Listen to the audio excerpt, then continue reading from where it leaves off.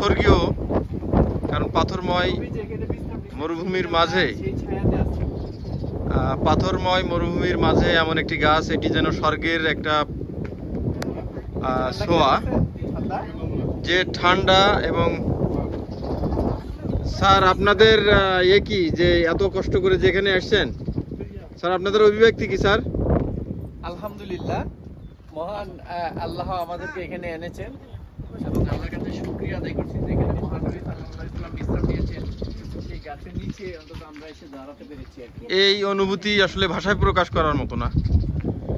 আমাদের টিমের প্রত্যেকেই এত বেশি খুশি যে কারোর সময় নাই।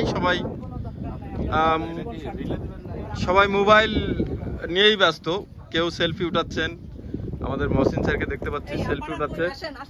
আসলে সবাই কিছুটা আবেগ, কিছুটা ভালো লাগা, কিছুটা ধর্মীয়, সবকিছু মিলে অসাধারণ মুহূর্ত। গাছটাকে আমি যারা সৌভাগ্য, আল্লাহর ইচ্ছায় আমরা এখানে আসতে পেরেছি, অনেকে আসতে পারবেন না, তাদের জন্যই এটি না কাছ থেকে না দেখলে বিশ্বাস করবার মতো বিষয় না।